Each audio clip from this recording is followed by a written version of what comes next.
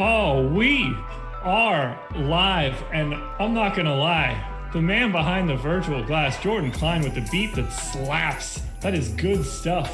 That is real good stuff. Hip-hopping Christmas. Now I'm in. I don't know. We need to talk to our lawyers behind the scenes. Tom Kennedy, if you're listening, can you find out if we can play DMX rapping Rudolph as intro music? Because if we can do that without getting pulled off of YouTube, I am requesting that for all Christmas-related NBA shows. That's neither here nor there.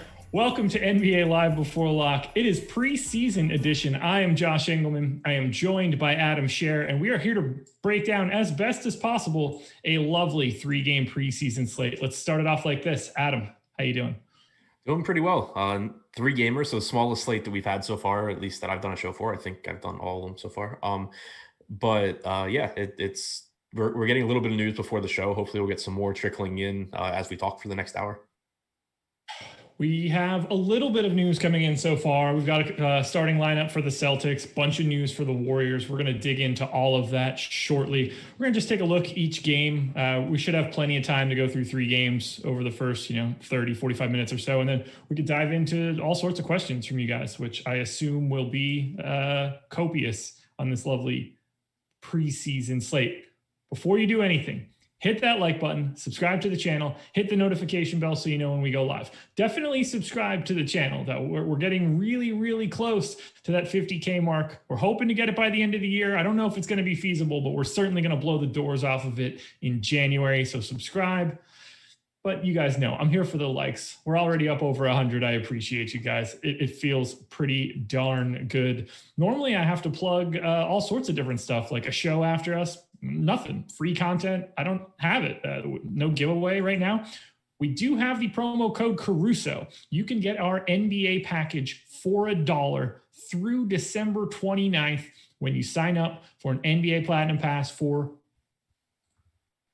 what's that, 14 days? I tried to do the math. You have 2 weeks. 2 weeks if you sign up today for $1. You'll get projections once the regular season kicks off. Ownership projections. You can get it right into Premium Slack right now. Lineup builder and more. Boom bust tool. We've got so much behind the paywall for the NBA. You don't want to miss out on it. Caruso is going to be the way to do it. So Caruso. Don't be confused. Don't accidentally put Baker in there. I know those guys look alike. This one, the promo code is Caruso. Use that. All right, let's start with Celtics and Sixers, since that is the first game on the slate for today. Tristan Thompson out, Daniel Tice out, Emile Jefferson out, Kemba out, Romeo Langford out. Celtics are a little bit short on centers. Is there one you like the most? Is it Time Lord season today? That's where I'm at. I mean, we have him in the starting lineup, so at least, not that there was really any question that he was going to play anyway, but at least with him in the starting lineup, you get that out of the way. He's going to be on the floor. You're not going to get like a Chris Silva situation from last night. So that's always nice. But on top of that, it's someone that, when you think about guys that should get preseason minutes, he's someone that, checks that box because he's young. He's someone that, potentially has a future with this team. He produces at a high rate from a DFS standpoint. So that's obviously the most important thing. You're getting minutes from someone who also pretty much always produces when he's on the floor. So on a 3-game slate where we have a lot of questionable pieces, like there's not a whole lot. We don't really have a team like we had last night with the Pelicans, where you got a coach coming out and saying like, hey, we're going to play our guys 30 minutes. So there's a lot of kind of stuff up in the air on the slate. Robert Williams is a spot where I'm more than happy to just plug him in and move on.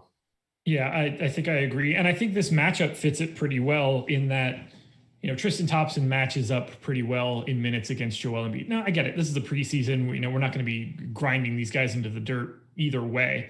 But, Daniel Tice not generally set up to be guarding Joel Embiid. Tristan Thompson, a bit bigger of a body. Time Lord, more of a center. I think that should help them out a little bit. Are there any other options? Can they go to Grant Williams when Joel Embiid is on the floor? That seems really difficult. Yeah, I mean, I don't know how much they're going to be concerned with the matchup with Embiid, but as far as, soaking up minutes at the position, you basically have Williams, you have Taco Fall, and then you can rotate in some smaller guys like Grant Williams. So I think that, again, it just kind of solidifies those minutes for Robert Williams you would expect. And Taco Fall is someone that I think you either can use as the tournament pivot where you're just like, okay, maybe for whatever reason, Taco Fall plays more minutes, or I think you can play them together. I mean, it's a 3-game slate. You're probably going to get, at least probably 36 to 40 minutes from the two of them for a combined like $8,400 or $8,800 on DraftKings, whatever it is.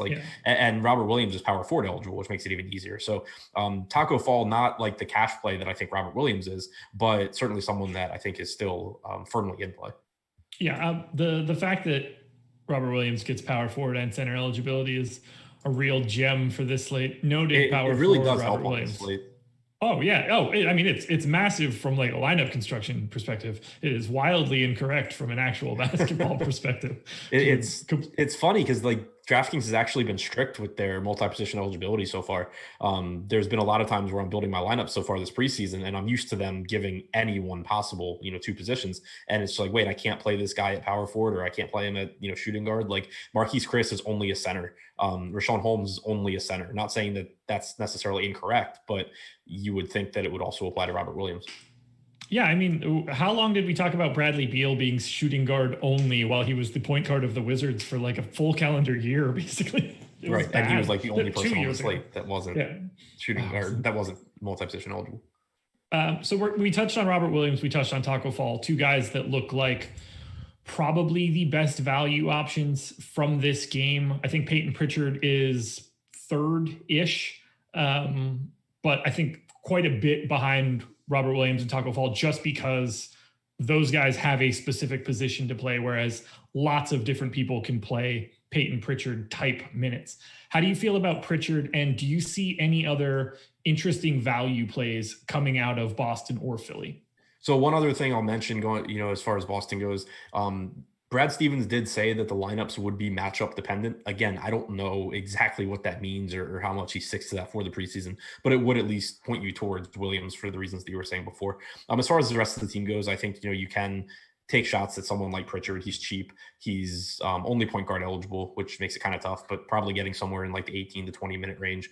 On FanDuel, I think looking to a guy like Jason Tatum has some merit. He's 8,300 on DraftKings. It's pretty tough to get there outside of if you're playing, a bunch of tournament lineups, because salary does matter on DraftKings, and there are some expensive players that we have a better feel for their minutes, whereas on FanDuel, salary doesn't matter. And so I think, even if you're getting like, let's say 20 minutes from Tatum or somewhere in that range, he's still good enough that he can just go out there and put up a monster score, and you're really only interested in raw points on FanDuel. So I think Tatum comes into play there. Okay. Let's talk a little bit then about the more pay up type options for this game. Jason Tatum, Joel Embiid, Ben Simmons, I guess Tobias Harris, and Jaylen Brown. We could probably cut it off there. Jaylen Brown, 6,900 on DraftKings. Are you expecting big minutes from any of the main guys from either one of these teams? I'm not. I think that there's at least enough room for interpretation that looking to guys like Simmons and particularly Embiid in tournaments has some merit, because we've gotten a couple of quotes from Doc Rivers. We've gotten him saying that he plans on playing his guys a lot of minutes, at least in the first half. Then we got him saying that he has a mental cap on the minutes for Embiid and Simmons, whatever the hell that means. But that was followed up with that they would, again, play a lot of minutes in the first half, and they may or may not, they'd play a little bit in the second half if they play at all. So the thing is, like, let's say they run their normal rotation in the first half and you get something like 17, 18 minutes from Joel Embiid. He's probably going to be right at that threshold, or he has a good chance at least of being right at that threshold where it's like, if he does get one more stint, he ends up being a really good play. And you're just kind of going to be holding your breath and saying, okay, does he get, an extra 4 or 5 minutes to start the half? That uncertainty has gotten me off of him in cash games. One other big reason is that, you have, again, center's tough. Like, you have Holmes, and then now you have value from Golden State with a couple of guys being out. So that's kind of been a tiebreaker for me in cash games, where I've found that I'm using one pretty much of Embiid or Harden. The position's been a tiebreaker for me. And the fact that Rivers keeps hinting that he might just not play his guys in the second half, that's a tiebreaker. But again, in tournaments, like, we see coaches all the time say they're going to do X, and then they do X plus 5 minutes. And it ends up being like all the difference in the world, because everyone pays attention to the coach speak, and they, like, you should, but it also drives down ownership. So I think there is still enough room for interpretation that in tournaments I have some interest in, particularly Embiid, but also Simmons to a lesser extent. Okay.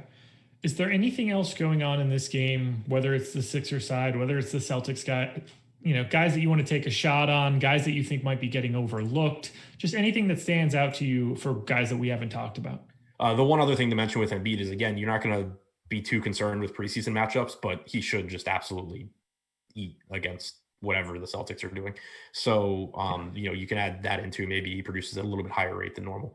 Beyond that, you have 4,900 on Teague coming off the bench. Would have been more interested in that if he was starting. It kind of sounds like the Sixers plan on using some, or both of these teams really plan on mixing and matching their second unit a bit. Maybe in tournaments, taking a shot at like a $4,500 Dwight Howard makes some sense if you were looking to pivot away from like Marquise Chris, for example. But I think that from this game, it's pretty much Robert Williams and then, Taco Fall as the pivot off of him, and then potentially looking to some Embiid in tournaments, Tatum on FanDuel as well. Okay. I'm going to ask this question for all of the crazy people that are playing on FanDuel tonight. Is there anything specific from this game that is just for FanDuel that looks solid to you? Is there anything that is like, Joel Embiid is $6K. That's not exactly expensive. So right. It's basically like if you're focusing on FanDuel as you listen to the show, the easiest thing to do is just kind of bump up anyone that we're talking. Like if we say on DraftKings that they're a good source of raw points, that's all you care about for FanDuel. And so guys like, guys in this game that we've talked about, like Embiid, like Tatum, like Simmons, they're much better plays on FanDuel because you're directly comparing their points. I think Robert Williams will have a good amount of raw points, but the biggest reason Robert Williams is a great play on DraftKings is because he's $4,800. I think there's a pretty good chance that if Robert Williams plays 22 or 23 minutes and Joel Embiid plays 18, that Joel Embiid still scores more points than Robert Williams, which means that on FanDuel, Joel Embiid is better than Robert Williams. You would think Joel Embiid $6K on FanDuel, Robert Williams $1,000. So you won't have any problems slotting. Right. Yeah. Right. It doesn't matter because getting to Joel Embiid is also not a problem. You don't need that. That $5,000 is basically meaningless. You can play all $6,000 players, and the most expensive player is $6,000. Yeah, don't get me started. Don't get me started. It's just preposterous. My favorite part of it is I think they thought they were solving a problem when they did it. Yeah, just lower the salary cap. Well, because everybody was like $100, and then everybody complained that you could roster whoever you wanted, and their legitimate solution was to still make it so you can roster whoever you want, just with a different salary. Yeah, I don't understand it at all, but it's not for us to understand. Play the 9 guys that you think are going to score the most fantasy points today. I know that's normally the case, but now you can do it any way you would like, super draft style. Yeah, and also, I guess like if you're playing FanDuel and listening, obviously I already said that if the guys that we talk about for raw points become better on FanDuel, but you don't have to compare them against each other either. Like I was saying on DraftKings, my roster build comes down to deciding between Embiid and Harden. On FanDuel, just play them both. Right. Yeah. You don't even have to think twice. Anything else for this game, or are we good to move on to the next spot? I think we're good. All righty. Moving on to the San Antonio Spurs and the Houston Rockets with the debut this season of one James Harden. He has been out with, strip club-itis or whatever he's been doing for the past 2 or 3 weeks. Definitely not getting COVID, since allegedly he had it during the bubble, or at least pre-bubble. So there is that. Derek White, Keita Bates-Diop, Quindary Witherspoon, Keldon Johnson out, Christian Wood out. Have I missed anybody else that has come out as of late? I think that covered it. Okay. We did just see a tweet pop up. Coach Pop says the Spurs won't start big tonight, but didn't say who the starting lineup would be. He said next game they'll have a rotation like they will use for the opening game, which is not all that meaningful, but I guess they won't start big, whatever that will entail. What stands out to you from a value perspective for the Spurs tonight or the Rockets? So I assume that means Purtle's not starting. That would be my assumption. Does that mean it's Trey Lyles? That's what it would have been last year. I'm pulling the game against the Thunder up kind of to see. Lyles played 23 minutes in that game. I would assume that's who starts. that's what they did last year, at least. Again, it's the Spurs and it's a preseason game. Like who knows? But my guess is that you get Lyles starting in place of Purdle. Yeah. Which would make Lyles. I mean, there's no way they're going to like Rudy Gay at the 5, right? I doubt they're going that small. I mean, no, I mean, it would be like they could slide Gay down and start like Vassell, I guess. Sure. Yeah, I don't know. Going small is weird with like the guys that they have available to be that small person. Like they could start Lonnie Walker too. Well, I don't think they will because they're trying to limit him because he's been sore or whatever. But yeah, I mean they could go like small. They could put a guard in instead of Lyles and still be fine. But right. My assumption is that they go Lyles. In which case, on DraftKings, he's $4,500 at power forward. Really solid value there. Played 23 minutes last game anyway. So, I don't think it changes too much outside of the fact that Purdle probably becomes less appealing. Is this a game that's kind of devoid of like really good value plays? This seems like more of the spot where you're spending mid-tier balance type build. I think so. I do think that Lyles is a good value at 4,500. I think Rudy Gay is a good value at 5K. But yeah, this is a game that it scares me whenever and this applies to the regular season too, whenever you go into a slate and the Spurs look like one of the quote unquote safest teams, I think it's terrifying. That's, even more true when it's the preseason and he can play 18 dudes tonight. Right. I was surprised how much the main guys played last game. In the first game, 4 out of the 5 starters played at least 24 minutes. The only one that didn't was Purdle. You got 26 minutes from Gay, 25 apiece from Murray and Aldridge, and then 24 from DeRozan. If they do the same thing again here, these guys all look like good values, especially for a 3-game slate where there's not, that much. It's just that there's a non-zero chance that Pop just says, "Oh yeah, just kidding. Tonight they're playing 15 minutes." But without any sort of news that that's the case, you can't really worry about that too much. You kind of just have to go forward. And if we do assume that they're going to play these guys a similar amount of minutes to what they did in game 1, then everyone in the starting lineup, I think, looks good. All right, let's touch a little bit more on the Spurs as I light this new candle. Love making the office smell good because I smell terrible. And cranberry pear Bellini, real good scent. Thank you. Shout out to Bath and Body Works candle sale last week. I completely agree with what you just said. A lot of this potential starting lineup for the Spurs lineup looks good.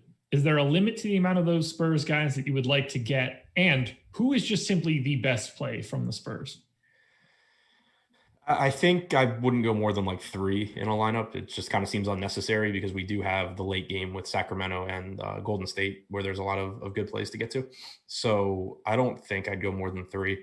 As far as the best play goes, Aldridge is showing up the most for me, I think. But I do think these guys are all pretty close. They all come with, I think Gay, Aldridge, and DeRozan probably come with similar risk of Pop just saying like, "Oh yeah, we're not doing this tonight." I think Murray probably has a little bit longer leash, just because he's younger. But again, assuming that Pop isn't going to do anything too annoying, I think that they all end up being pretty similar when you factor in their salaries and positions. Is there any chance that Yaakov Purdle is now more interesting if he doesn't start? I don't think so because of the minutes. I mean, he played 21 minutes as a starter last game. I find it hard to believe he'd get more than that off the bench. I find it hard to think that he gets that off the bench. So, and it's not like he's a high usage guy anyway. Like if you put Purdle with the second unit, it's not like he's going to just shoot 15 times. That's not really who we're talking about. So he's not a guy that I think really picks up much because he's coming off the bench. All right. We need to just any like down the line Spurs that we haven't touched on. Some of the, unsung heroes from San Antonio. Is this like a Patty Mills day or Cam Reynolds, Lonnie Walker? Are you looking at any of those guys? I mentioned him before, but Devin Vassell played 25 minutes last game. Probably, I think my guess would be if Lyles doesn't start, he starts. But either way, probably can get another like mid-20s off the bench. He had 3 steals and a block, so don't read too much into his fantasy performance. But he did also pick up 6. He did also have 6 rebounds, scored 12 points, shot 8 times. He's only 4,200. He's definitely somebody that you can use.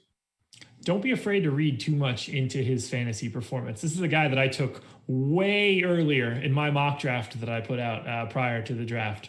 then he ended up getting taken. He gets taken by the Spurs. Fantastic organization for his development. Big fan. I think he's in for some good stuff. Where did you have him going? Early 5, 6, something in that neighborhood. Yeah. I love the 3 and D potential. I thought that he fit with, honestly, I can't remember anymore because it was a month and a half ago and I can barely remember what I did earlier today. But I don't know, somebody in chat will probably remember. It was good content. Time to switch to Houston. Let's talk about the elephant in the room. What in the world do we do with James Harden? What do you expect to get out of him? What does he care? Does he try? Does he want to be there? Is this going to suddenly be like the most fun team ever to watch with John Wall and DeMarcus Cousins out there? I don't know what to make of it. So talk to me about James Harden. Yeah, I'm really excited about this team if he stays there just to watch. I think it'll be really fun. Wall looks really good, which I'm really, really happy about. But yeah, I mean, as far as the motivations go for Harden, I have no idea. I'm not going to pretend like I do, and I'm not going to let it impact how I view him for this game. I think any sort of narrative argument you're going to make, like Harden goes out there and just completely doesn't care, you can take it the other way and just say that Harden wants to go out there and just still, dominate a basketball game for 20 minutes. The only concrete information we do have is that Steven Silas said that he plans on playing Harden around 20 minutes, PJ Tucker a little bit less. Obviously 20 minutes isn't great, but there's limited pay-up options on this slate. Of the pay-up options that we do have, outside of really De'Aaron Fox, we don't have anywhere we're expecting them to play even close to 30 minutes. So I don't think the opportunity cost is really that high. On FanDuel, obviously, it doesn't exist. But even on DraftKings, I think 20 minutes of Harden, he averaged 1.6 DraftKings points per minute last year. That would still give you like 31 or 32 DraftKings points on average, and you need to get those points from somewhere. So even if you're expecting 19, 20 minutes from Harden, I think he's a good play. Okay. I mean, in theory, it's a great spot for Harden in that it's not like you're worried about his defensive ability. He's clearly not bringing any defensive ability to a preseason game. He doesn't really bring it to regular season games. Hell, he doesn't really bring it to playoff games either. So I assume he's just going to try to get some shots up and like get back up to game speed. And this is a pretty good spot for him. However, we also have at 8,100, your boy, John Wall. Is this a spot for Wall now that Harden is back? Does that make Wall more appealing? I don't think it makes him more appealing in terms of projections, at least. I do think that there's a couple of good things we can take away from Wall over the first 2 games. One is that he's looked great. He's been explosive, which obviously was the big concern for him. 2, the Rockets don't seem to be concerned at all. He played, I think, like 19 minutes in the first game, played 24 minutes in the second game. So my guess coming in was that you were going to see him kind of limited, at least early on, in the preseason and probably in the regular season. That doesn't appear to be the case. So that all looks good. From a projection standpoint, you can't really, I don't think, make the argument that he's going to do better because he's going to be sharing the ball with Harden. Maybe they do stagger their minutes. I don't really know how they'll approach that with it being preseason. But I do think that Harden being back, everyone's aware of that. Everyone's going to know that that's a downgrade to Wall. So Wall is someone that you should still look at in tournaments, I think, especially if you're not playing Harden, because I expect Harden will get plenty of ownership. Wall would be like a natural guy to go to there. If Harden's only going to play 20 minutes and they're still going to play Wall 24 or 25, obviously you're getting at least 4 or 5 minutes of Wall without Harden, if not more. And then you can just factor in the volatility too, where maybe he just outscores Harden. Like, he's looked really good. So I do think Harden coming back probably drives Wall's ownership down a bit. And because people will prioritize Harden and Curry and Fox, you probably get a pretty decent ownership discount on a guy in John Wall that played 24 minutes last game and looks very good. Is there any scenario where you would want to play them both in the same lineup? I understand it's a 3-game slate, so like sort of all bets, like you can kind of do whatever, but this seems like a particularly expensive combination for what you get out of these guys. Yeah, I think it's an expensive combination just because of the minutes. Like, we know that the plan is for Harden to play around 20. I doubt that Wall is playing much more than like 24. And assuming they're on the floor for most of those minutes together, it's pretty unlikely, I think, that they both put up monster scores. And there are enough other plays on this slate that I think give you raw point upside that I don't really love the idea of playing them both together. If for some reason I were playing 150 lineups tonight, I don't think I would set a rule saying like never have them together, but I wouldn't want it to be something I'm doing very often. If the Spurs really are starting small with someone like Trey Lyles at center, is this a boogie game? The concern there I have is just the minutes. We've seen him limited much more than Wall as far as the playing time goes. Boogie's been playing the minutes that we expected. Hasn't gotten the 20 minutes yet. He's been productive for sure when he's on the floor. But you do have that opportunity cost at center tonight, where you have a couple of young guys getting minutes in Holmes and in Williams, and to a lesser extent with Taco Fall. You have Embiid, not that much more expensive than Cousins, probably playing similar minutes. That this was something that people were talking about in Slack before the show, kind of saying like, well, I don't trust Embiid's minutes. I think I'm going to play Cousins. And it's just like, well, you kind of know what you're getting from Cousins, right? We haven't seen anything to indicate that he's getting more minutes than Embiid's kind of floor. So I think the minutes projections for them are pretty similar. I expect Embiid to produce at a higher rate, and the salaries aren't that different. So I think it's kind of hard for me to get to a $6,200 price tag on Boogie. Okay. Yeah, not grading out as a particularly stellar play for me, although I have been excited with him just looking like a functional basketball player again. I hope he can hold up. Yep. Is there anything on Houston that stands out from like a value perspective that I don't really see a ton outside of Harden that like makes me want to go to anyone from the Rockets? They kind of just seem not interesting. I don't know if it's a salary thing or just the way that I'm expecting the minutes to go, but the Rockets seem like the least appealing team of all 6 teams on this slate. Yeah, I think it's a combination of the salaries, and then also you're getting 3 bodies back, because you're not only are you getting Harden back, you're getting PJ Tucker back and inserted into the starting lineup, and then Sterling Brown was the third piece coming back. So whereas like the first slate of the season, you had Bruno Caboclo play 26 minutes off the bench and have a monster game. It's a lot harder for him to pick up those minutes now that you have PJ Tucker playing, let's say 17 or 18 minutes ahead of him. So that's tougher. Plus his salary's gone up to 4,900. You have Boogie, who's gone from like 4,800 to 6,200. I think that the value in this game is pretty much entirely coming from the San Antonio side. Wouldn't be a show if we didn't switch it back over to FanDuel. Anything specific from Spurs and Rockets that you want to touch on from a FanDuel perspective, other than, I assume, feel free to play Harden, DeRozan, Rudy Gay? Is there anybody else that stands out as like potential high fantasy point guys for FanDuel?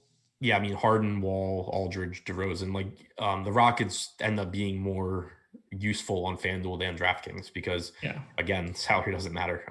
So you're not looking for that value. Like on DraftKings, there's just a ton of Spurs that grade out as good point per dollar values, whereas on FanDuel, who cares? James Harden probably scores the most points in this game, and then Wall, Aldridge, DeRozan, Murray, to a little bit lesser extent, are all in the next tier down. Anybody else we haven't touched on in this game? I don't think so. Even Eric Gordon's salary on DraftKings has come up to $6K. House is at 5,500. Tucker's at 5K. I mean, I don't really see anything else. All righty. Haven't touched on this in a while. North of 1,300 viewers, 236 likes. You guys know I love to see it. That's not quite enough, so go ahead and hit that thumbs up and subscribe to the channel. Subscribing helps us out a ton. We want to get to that 50K number, and we can only do that if you guys subscribe. And why wouldn't you? We're going to have football content going on for the next couple of weeks. We'll have stuff going into the playoffs. NBA proper is going to be here soon. And we're going to just have show upon show upon show. So you want to make sure you get those notifications when we have shows go live. That will be the perfect way to do it. Subscribe, hit the notification bell, and thank you guys for hitting that thumbs up. Looks like we're going to cruise north of 300 as we transition to Warriors and the Kings. Draymond out, James Wiseman out, Eric Paschall, Alan Smilagic out. Lots of Q tags on the Sacramento guys. I haven't seen anything specific as an update to Sacramento yet. Have you seen anything? Oh, we do have starters for the Warriors. Nope, that's the preseason opener. I think we retweeted the wrong tweet. So the Kings, no, I haven't seen any news updates. They chose not to release an injury report at any point today. So, nice getting a nice start on what to expect from the Kings this season, where they just do whatever the hell they want and don't worry about what they're supposed to be doing. No news from the Kings. Other than Jabari Parker, Daquan Jeffries, and Corey Joseph all missed the last game with a sore back. Assuming they're questionable today. We also had Hassan Whiteside miss the last game with COVID because of COVID protocol.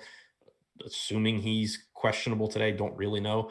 Yeah. All that's up in the air. It does have big fantasy implications. So I do think that another tiebreaker that you can use when you're building lineups is if you think it's close, just play the later guy, because there's definitely an advantage in preseason to being able to having room to late swap and get the best plays in, because for one, early game guys tend to be higher owned because we know exactly what to expect, and two, just having flexibility when you find out more information is really useful. I'm completely in agreement here. This is a game that just seems fantastic from a DFS perspective, whether you're looking for just fantasy points at the high end with Curry or Fox or even Buddy Hield, value plays, Rashawn Holmes, Chris, Bielitsa at 4,700. There are plenty of different directions to go here. I'm just going to throw it to you. Who stands out as the best play in this entire game? And then we can touch on the rest of their teammates. So I think, and again, this is all subject to change based on news, but from a value standpoint, if Whiteside is still out, Rashawn Holmes still looks really good to me. He's only 4,800 on DraftKings. He's been playing huge minutes. You probably get like 25 to 27 minutes from him, and he's someone that produces at a high rate. So, assuming that he's still starting and all of that, that looks really good. Marquise Chris, 4,900. He averaged last season 1.06 DraftKings points per minute. You have no Smilages. You have, however the hell you say that name. You have no James Wiseman. You have no Draymond Green. You have no Eric Paschall tonight. So minutes available in that Golden State front court. Chris played 14 minutes in game one. He was questionable coming into today, but he's listed on the injury report as available. So he's someone that I expect, even if you can get low to mid 20s from him, he's a really good point per dollar play. So those two stand out from a value standpoint, but then also from guys to pay up for. Only $7,300 on Steph Curry. The quote from Steve Kerr going into game one of the preseason was that he expected to play Curry 20 to 21 minutes in game one and ramp up his minutes throughout the preseason. So I assume you're getting a couple more minutes today, probably coming in around like 24 minutes of Steph Curry at $7,300 against the Kings. I think that stands out as one of the best spots on the slate. On the other side, you've had the Kings playing their guys heavy minutes all preseason, which is what they did last year as well. And, makes sense with a young team. But you have De'Aaron Fox and Buddy Hield both probably playing mid to upper 20s in minutes. So I think that paying up for at least two, if not three of those guys is a good way to go. Is Curry your favorite pay up option on the slate? Yes. Okay. So the way I put it in Slack was that in trying to build out my single lineup, which, I'm still working on, so it's not finalized, but it's pretty much been Curry is in it, Fox is in it, and then figuring out what to do as far as Harden versus Embiid versus, anybody else at the top. This Warriors team, man, all I wanted to see was James Wiseman out there, and this would have been the perfect opportunity, and that dude just can't be out on the floor.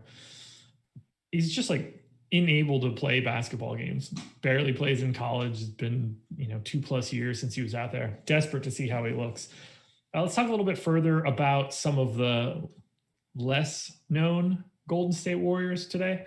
I think Kent Bazemore could be an interesting option today. We've got former Celtic Brad Wanamaker, Caleb Wesson, whatever that is. He definitely plays for the Warriors today. That's without question the first time that I've ever seen his name. The man behind the virtual glass, Jordan Klein, has been pitching Jordan Poole tonight, which I'm going to go ahead and wildly disagree with. But talk to me about the rest of the Warriors. Anybody that you're interested in paying down for here? So Weston, I think, is someone that you can roll the dice on in tournaments just because they are so thin in the front court. It's not like it would be surprising if some, kind of random guy on the Warriors gets a bunch of minutes there. Again, and we don't have the starting lineup yet either. So True. Again, things can change, and it's why I would really like to keep as much flexibility as I can in my lineup.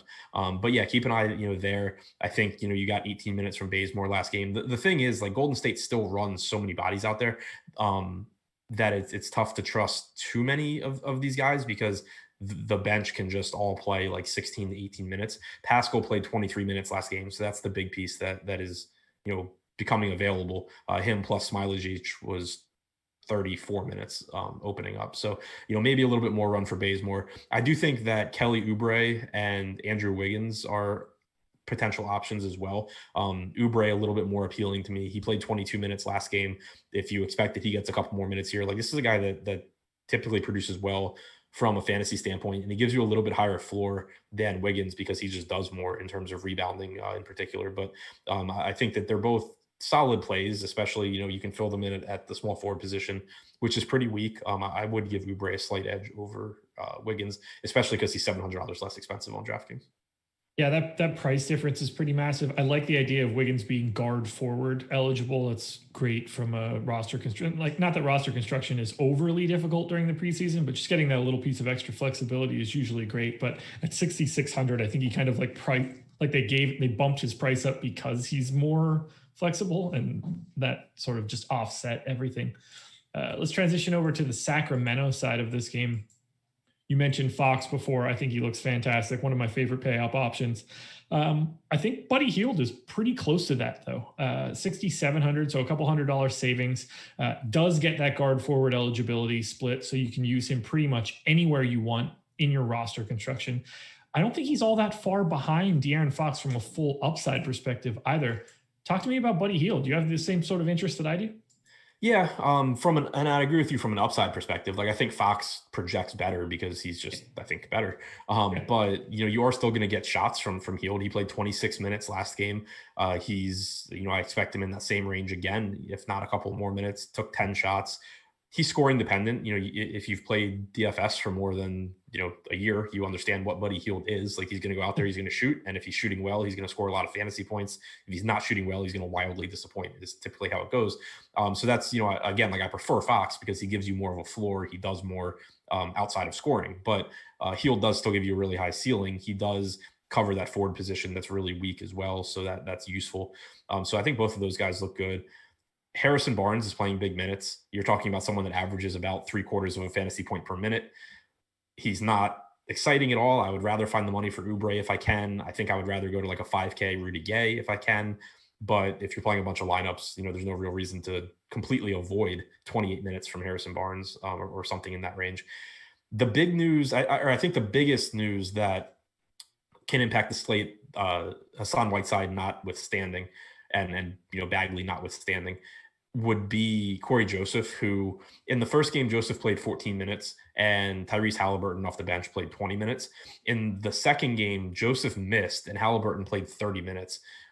Halliburton's at 5K on DraftKings, so it's kind of a price where if you're expecting around 20 minutes, you're not really going to get there. But if you have reason to believe he's playing close to 30 again, he becomes a really good value. So this is someone else that I'm paying close attention to. A big reason why I want to leave as much flexibility as I can. Like, for example, just being able to switch potentially from like Chris to Halliburton, depending how the lineups go and how news goes, could be important if you're able to, keep Chris out of the center spot, or Holmes if he's not starting for whatever reason. Like, there's just a lot of news we're waiting on here. And I think Corey Joseph probably, even though he himself doesn't really matter for DFS, is one of the biggest pieces from this game. Do you have anything else from Warriors Sacramento from a DraftKings perspective? I think from the FanDuel case, we sort of know where we're going here. Curry and Fox look like very clear high-end options, should be in large majorities of your lineups.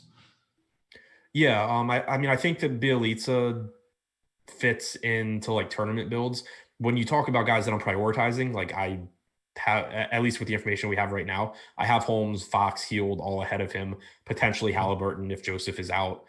Barnes is, I think, pretty comparable to Bielitsa, but we do know that the Kings have been playing their guys, pretty substantial minutes, and Bielitsa is kind of the guy that I think just goes completely overlooked, and he does at least give you some upside. You see it all season long that his typical production isn't great because he's not the highest usage player. He's out there competing for touches with Hield and Fox, but he can rebound. He can, he does have his games where he gets hot, and he has a decent ceiling for someone that's not going to get a ton of ownership.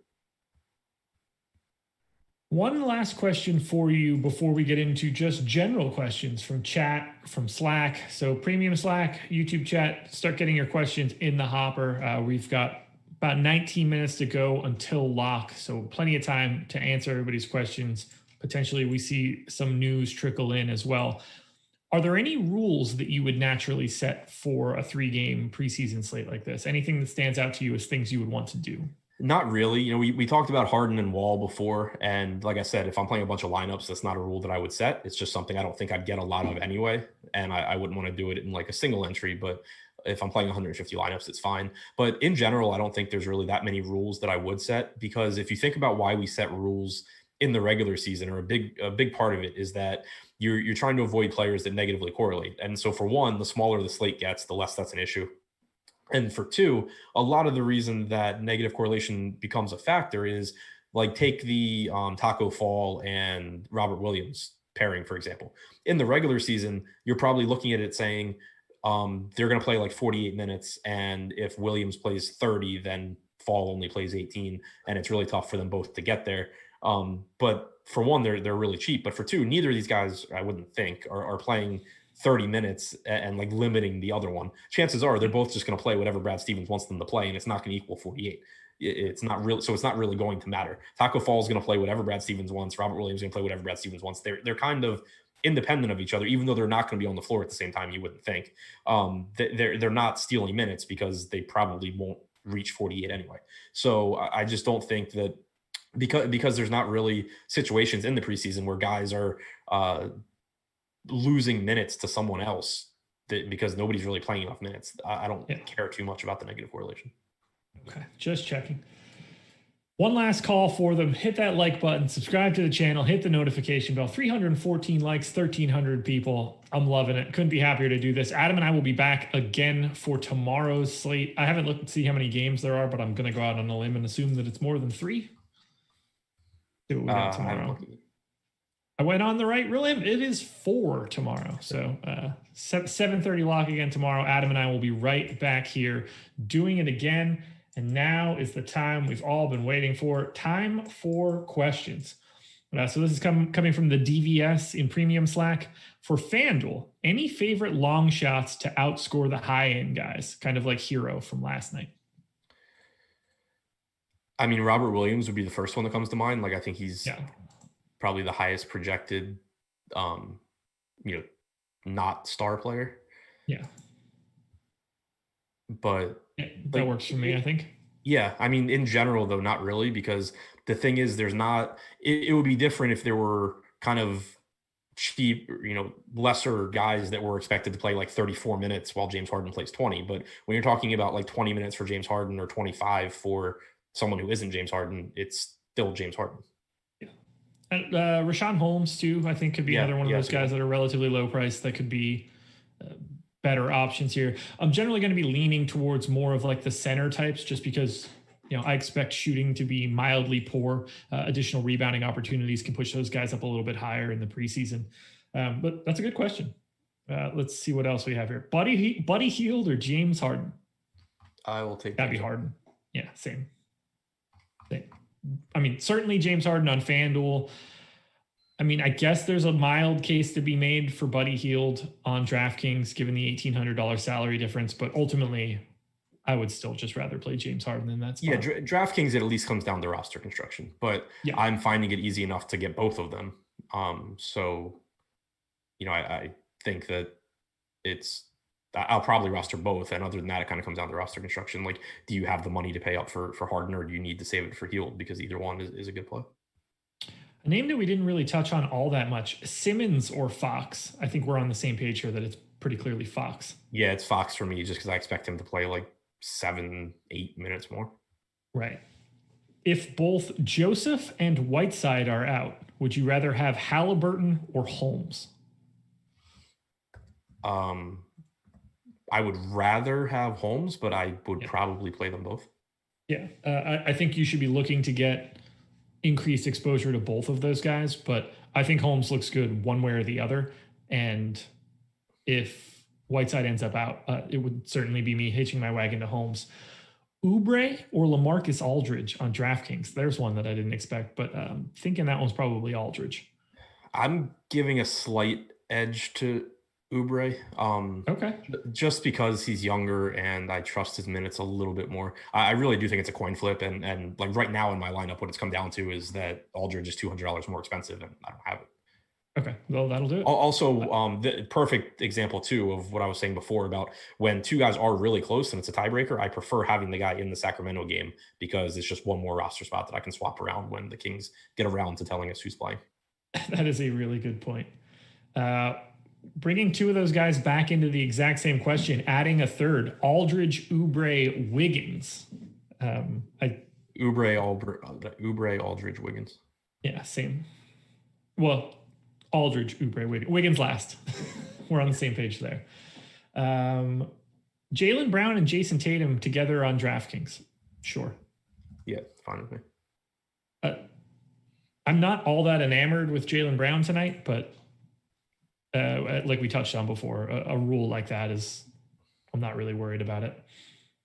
Any consideration of fading the first game? I outside of Robert Williams, I don't have anybody from the first game in my single lineup.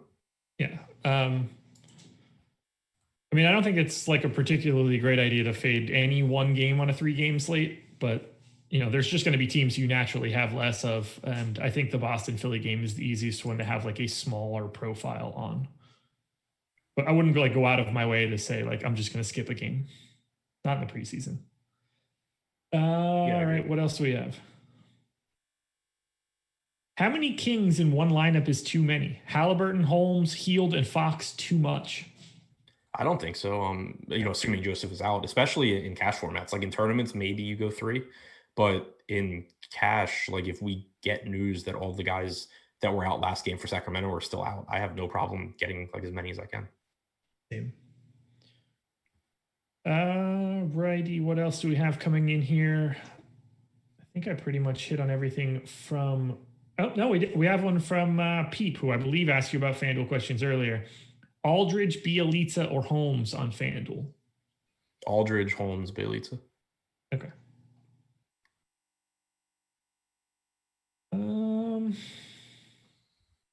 Favorite Warrior besides Curry on FanDuel? Oubre? Yeah. Okay. I had to think about who's on the Warriors. Yeah, it's naming Mitch Richmond. Name random people.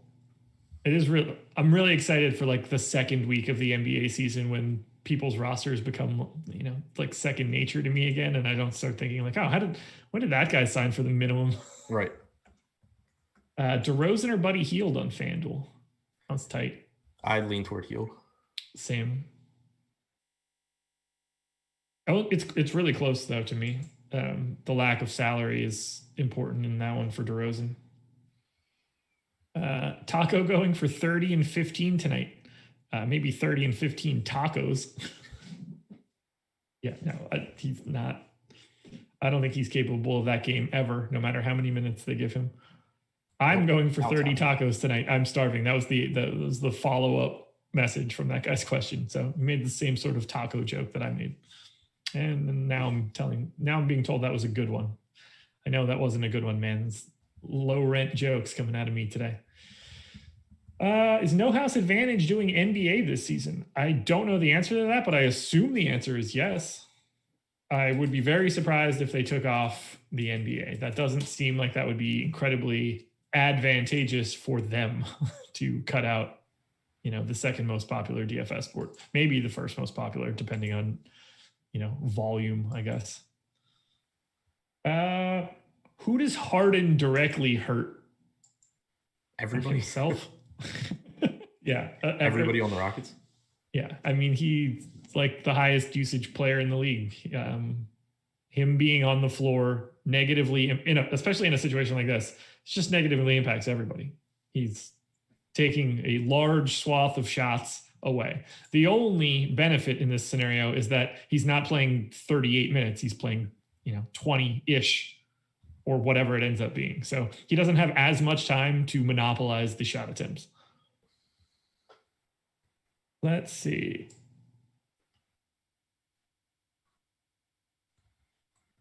Green and Nesmith or Edwards and Vassell on DK?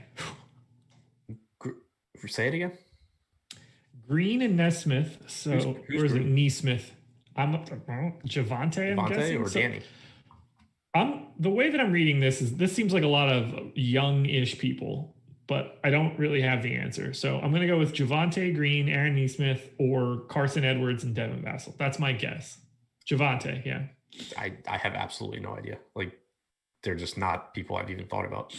Yeah, that's an impossible one. I pray for the day when tacos are the currency. I don't pray for that. I don't want to eat my money.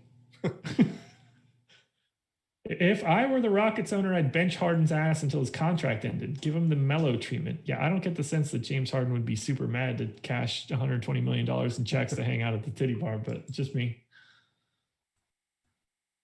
DeRozan, Hield, or Halliburton? DeRozan, Hield, DeRozan, Halliburton. Would be my order anyway, but Halliburton gets better if Joseph is out. Random question for you. Has nothing to do with this slate. Where does James Harden play basketball after he is inevitably traded by the Houston Rockets? I don't think he gets traded. Really? He has no leverage other than pitching for 3 years. Interesting. I think he has a lot of leverage, actually. What is it? That Giannis Antetokounmpo just signed the Supermax, and he is like the next in line of guys that people can get. How does that give him leverage? Because before, people were going to be waiting and not trying to tie up cap room if they could potentially sign Giannis. Now that there's no free agent market, I think everything moves to the trade market, at which point that's James Harden. That's not leverage. It just means teams are more willing to give bigger offers, which benefits him. But like, if the Rockets don't get an offer that they want, they have no incentive to. The Rockets have no incentive to take the best offer they can get. They can hold out for what they want, basically. Sure. I think they need the assets. It's not important. We'll talk about it when it actually happens. Vassell or Rudy Gay on DraftKings? Gay. Assuming he starts and we don't get any weird stuff from Pop. Travis Duarte says, any Trey Lyles? Maybe a lot. Yeah, I mean, I think he's a good value, especially if he does replace Purdle in the starting lineup. I think he's he played 23 minutes last game anyway. I think he's a good play regardless. I would have him behind Robert Williams, and I'm not sure how the problem you run into with Lyles is, at least from like a cash format, he's behind Robert Williams. And then we don't have news really from the Sacramento game, but if everyone's out that was out last game, he's probably still behind Holmes. He might be behind Chris. So I think basically he's probably one of the best tournament value plays. I'm still not sure he's getting into a cash lineup for me. Okay. We didn't touch on it. At least I don't think we touched on it before. Keith Pompey reported Simmons, Curry, Green, Harris, Embiid, the starters for the Sixers tonight. That's what we were expecting, right? Yeah. Nothing was weird or anything, so we kind of just didn't talk about it. Terrence Ferguson is available to play for the Sixers tonight. He was listed as questionable earlier. That information just came out. Shout out to the news god for that one. Fascinating. D Money says, what if Simmons plays 30 minutes? Then he probably has one of the best scores on the slate. Yeah. I would not expect those 30 minutes. And again, in case you had missed it, the quote basically from Doc Rivers is that the starters are going to play heavy minutes in the first half and then few, if any, in the second half. So if Simmons does play 30 minutes, Doc Rivers was just lying his ass off. See what else? Double AP says, we getting popped tonight. Does kind of feel like that's possible, huh? I mean, it feels entirely possible. But it always feels like that. There's never a slate where you're like, you know what? I really think I got this Spurs rotation down. The good thing about the Spurs is that they play before the Sacramento game. So if we get popped in the sense of he just runs out some ridiculous lineup and you lose Aldridge and all these guys, there's still a million plays you can get to in the Sacramento game. So the only way he can really hurt you is if he runs out a normal starting lineup and then pulls them all after one rotation and never brings them back and doesn't tell you he's going to do that. So way to put that into the ether. Yeah. So I mean, at least there's kind of limited things he can do. Cousins or Embiid on FanDuel. That's Embiid. Yep. Let's see. Still no Bagley news that I've seen. Will Boogie have a season ender in the preseason, or will he make it to the regular season before the season ender? I hope he makes it to the regular season. The league is just better if he's active. Yeah, I really like Boogie. I really like Wall. I hope that they're both fully healthy and good to go, because that'll be a really fun team to watch with or without Harden, but especially with Harden. Danny Green evidently knocked down 4 straight threes from the right elbow during a shooting drill for warm-ups. Does that change your thoughts on Danny Green tonight? He's back. He can shoot again. For the record, he never left. Never left. I'm a huge Danny Green fan. I know. We lost a bunch of money together during the postseason. Yeah. And the bubble. Yeah. Yes, we did. He's my guy. Best low-owned player for FanDuel. I don't even know how to answer that today. Yeah, it's okay, so Tobias Harris. I'm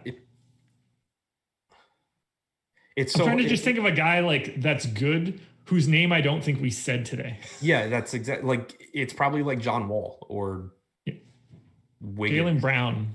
Yeah, Tatum, Brown, Wiggins, Wall, like the guys who we really are not interested in on DraftKings because they don't compare to other guys at their salaries, but that are really good basketball players. So I think that's basically like Wall, Wiggins, Tatum, Brown, Simmons. Yeah. Guys that are like generally solid players that could, like, if they accidentally go from 17 to 22 minutes, it's massive.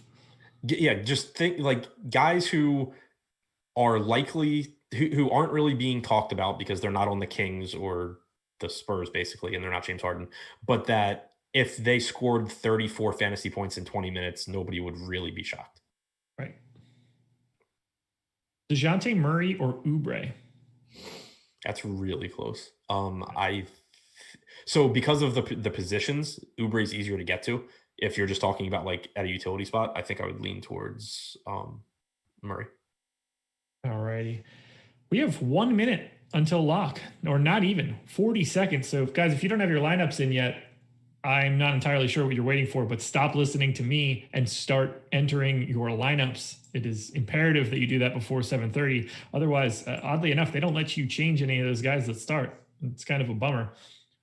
Who's the riskiest player to get in foul trouble today? Robert Williams. I was going to say that's good. Robert Williams is number 1 with a bullet on this one. Although Taco Fall is like 1B because, I mean, Taco Fall is like half of Joel Embiid. I think he could hide like fully behind him. Let's see what else we have.